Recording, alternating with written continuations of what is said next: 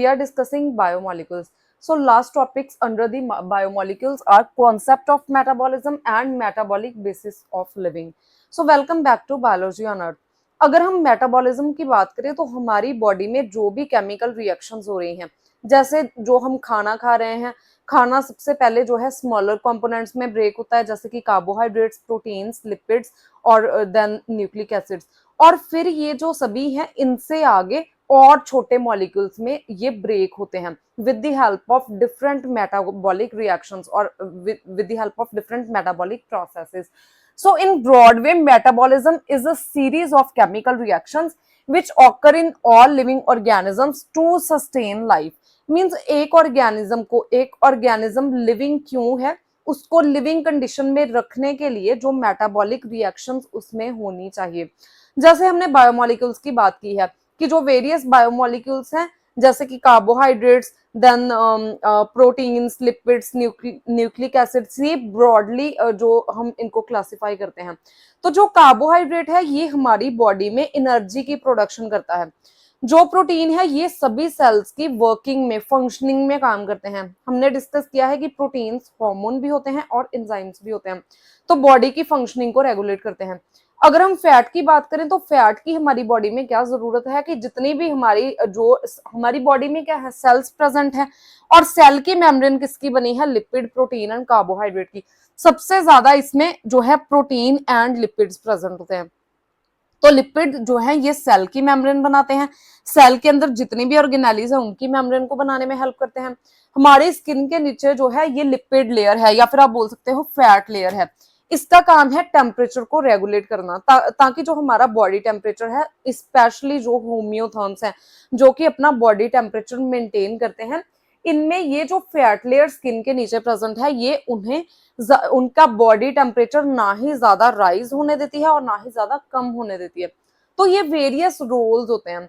अब जो nucleic acid है, न्यूक्लिक एसिड जो है ये हमारे it is called the genetic material. अगर हम बात करें तो सभी जो लिविंग ऑर्गेनिजम्स हैं इनमें DNA as a genetic material काम करता है, और जो वायरसेस हैं इनमें आरएनए होता है as a genetic material in this some viruses.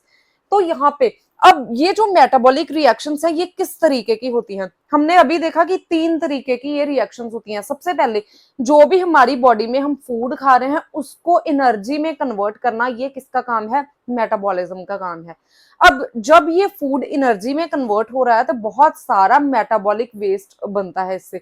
तो मेटाबॉलिक वेस्ट को रिमूव करना ये मेटाबॉलिज्म का काम है, और ये जो एनर्जी बन रही है इसको यूज करना. उसके बाद यहाँ पे जो मेटाबॉलिक रिएक्शंस हैं इनमें क्या हो रहा है कि वेरियस जो बायोमोलिक्यूल्स हैं ये ट्रांसफॉर्म हो रहे हैं. जैसे कि जो ग्लूकोज है ये पायरुवेट में कन्वर्ट होता है, पायरुवेट जो है ये कार्बन डाइऑक्साइड में कन्वर्ट होता है, और इससे जो है एटीपी, NADH और FADH2 इनकी फॉर्मेशन होती है. नाउ ये जो है एटीपी तो डायरेक्टली एनर्जी है, और जो NADH और FADH2 है ये इलेक्ट्रॉन ट्रांसपोर्ट चेन में एंटर करते हैं और ये इनसे एटीपी की प्रोडक्शन होती है. तो मींस यहाँ पे जो भी बायोमोलिक्यूल्स हैं ये एक से दूसरी फॉर्म में ट्रांसफॉर्म हो रहे हैं.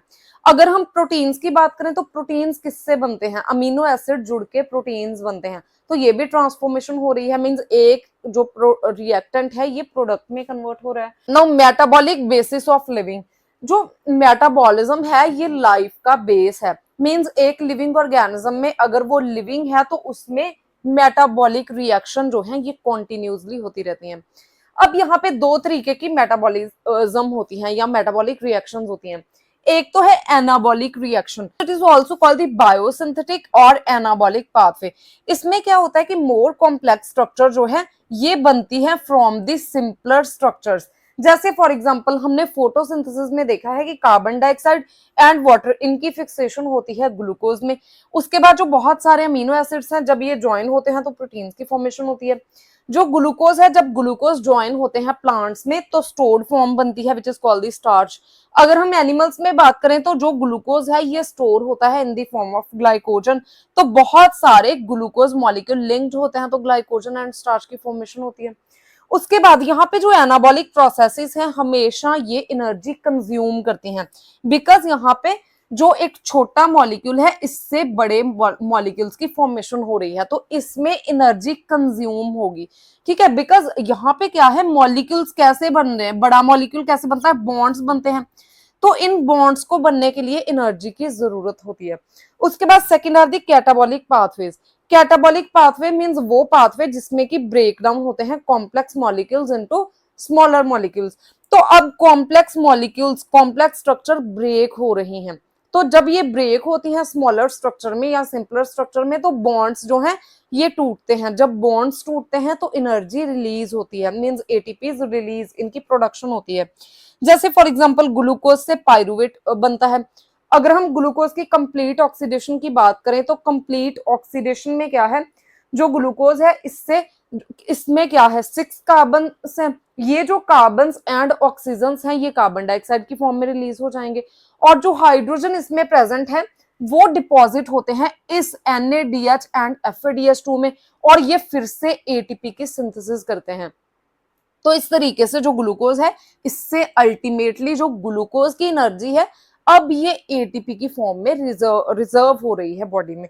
उसके बाद अगर हम बीटा ऑक्सीडेशन की बात करें तो बीटा ऑक्सीडेशन फैटी एसिड्स में होती है, माइटोकॉन्ड्रिया में होती है। जब फैटी एसिड जो है ये टूटते हैं और इनसे एनर्जी की, जब हमें एनर्जी की ज्यादा रिक्वायरमेंट होती है तो फैटी एसिड टूटते हैं और इनसे भी एनर्जी की प्रोडक्शन, एटीपी की प्रोडक्शन होती है।